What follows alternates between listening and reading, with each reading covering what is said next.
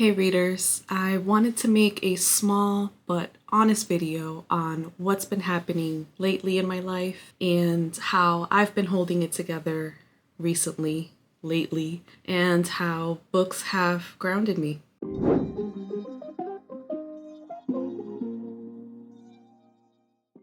So I'm gonna start off by saying hi, welcome. My name is Wendy, and I recently have gone through some things, and those things involve family. My husband was hospitalized for a few days, and that is where a lot of my heavy load comes in. Anybody who is a caretaker or a husband, a wife, or you're taking care of someone and that someone is your loved one, whoever they may be, you understand that feeling well. You're trying to manage things at home. I'm trying to manage a toddler. I'm trying to manage a household. I'm trying to manage everybody's feelings while keeping everybody safe.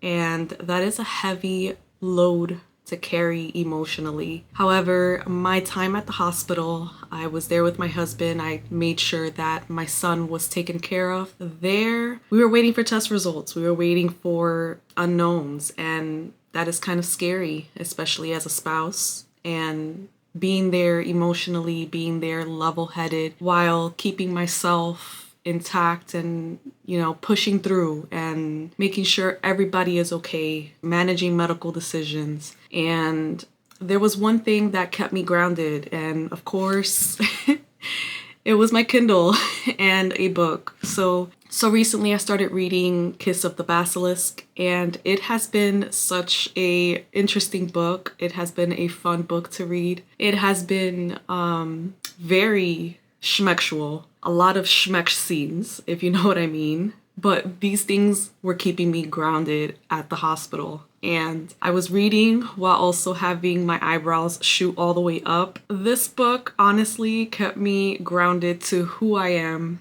kept me grounded at the hospital, even though it has a lot of smut. It is a very smutty book, but it has been so interesting. I am glad I took my Kindle with me. And, as I was waiting for my husband's condition to get better and also for the doctor to come and kind of give us clarity on things. And at the same time, I was trying to function. I was running on E. Whoever understands that my cup was already overflowed. My cup was already at the brim, and I don't know where I found the strength to keep going. I mean, I was sleep deprived. I was just trying to survive. I was just trying to be there and also be there for my son emotionally, making sure that he was safe. And it's a lot to handle. It's a lot to handle as a person. And I was carrying a lot very quietly. However, this book kept me in a place where I didn't spiral. It kept me calm. It kept me there and holding it together. That's not to say that I didn't come home and my nervous system shot and I started crying. That is a perfectly normal response to what I was going through. The sleepless nights, I can't sleep without my husband. So those nights were rough on me. I just felt held by a book, literally. Even though it was the smuttiest book to read, it kept me together and it kept me interested in something. It kept my mind just in the moment, I guess you can say. It just kept me in a place where I didn't need to nervously have a panic attack. Not that I suffer from panic attacks, but that's just how I was feeling at the time. And just trying to keep an open line with medical staff, trying to keep my husband comfortable. He didn't eat for a day and a half while they were running tests. So this book was very much there for me. It was like a friend. It was like having a friend there next to me, in front of me, and them telling me that it was okay, everything's gonna be okay, even though the book had nothing to do with it. But it just felt like a reassurance of, it's gonna be all right, Wendy. It's gonna be okay. Like, this too shall pass. You've been through worse. This is just a hiccup. So while I was reading in the hospital, I came across a lot of different smut, but I came into an interesting part of the book while I was there. If anybody has read The Kiss of the Basilisk, it is a very interesting story. The FMC Tem or temperance is juggling her heart. She was a virgin and she had no experience. She was looked at as someone in the village who was extremely just not desirable by any man, by any boy. And because she was born in the same year as the prince in her realm or in her world, she was chosen to be in training. And in this training, these girls were selected that were born in the same year as the prince to go and train about sexual things with basilisks.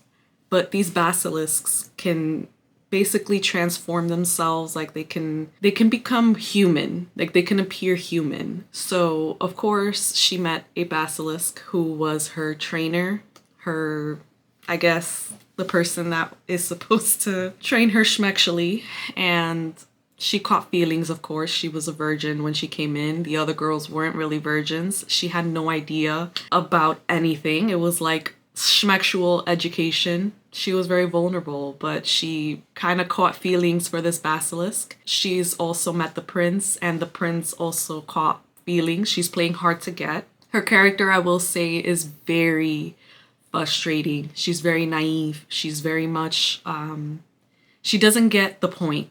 Like if you explain something to her, she's like thinking already like, but what about this? But whoa, what about this? And her character can be frustrating, especially in her line of thinking. But I came to a place in the book while I was in the hospital that she's choosing which one to go with, because the basilisks and the humans aren't really friends. They've had war before, so there's a lot of tension there.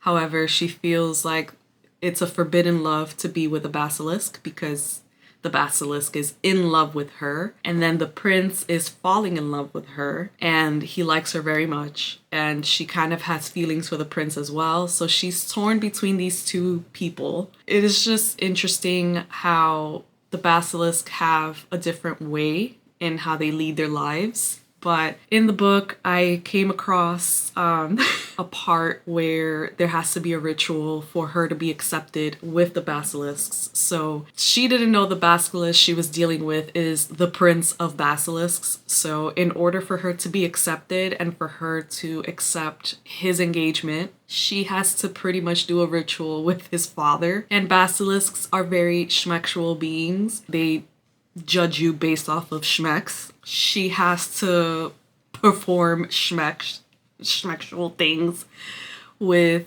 his father. And she ended up doing it. But that's what I mean. It's been interesting to read about this. It kept me grounded. It kept me laughing. It kept me intrigued. And I am very appreciative of this book right now. So that is my small little update on what I'm reading. And also I want to take the time to thank my 50th subscriber. You anchored me. I don't want to cry.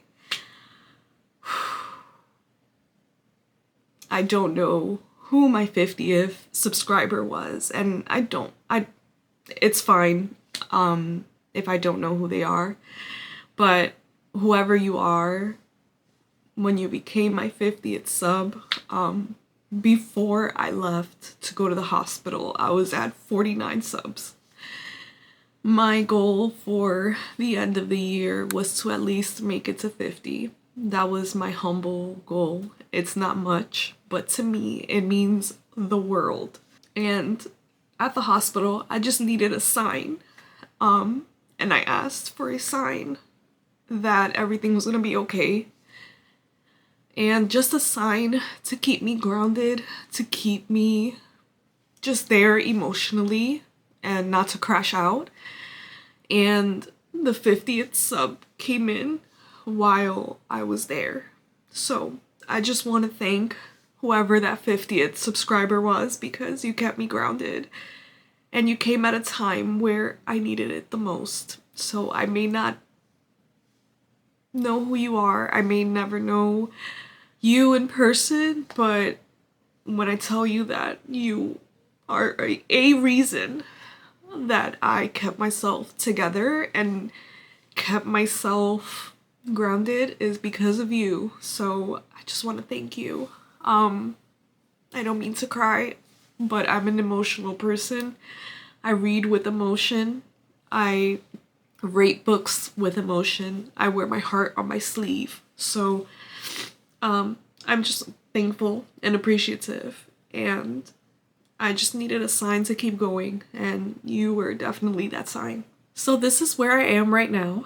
I'm just trying to juggle different things, different hats. I'm a caretaker, I am a wife, I am a regular person, I am a normal person like everybody else that's going through something.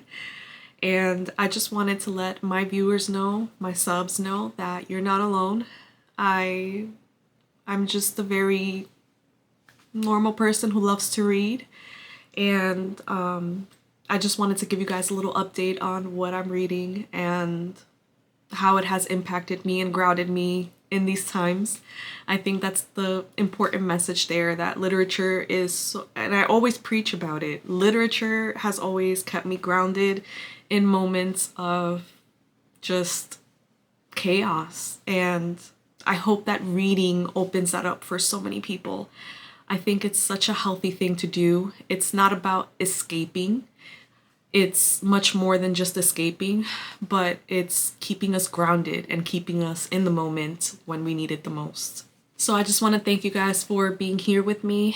Thank you for listening to me. And as always, I'm always appreciative of every subscriber, every like, every comment. So I appreciate you guys more than you know. So thank you for keeping me grounded. And as always, thank you so much, and I will see you next time.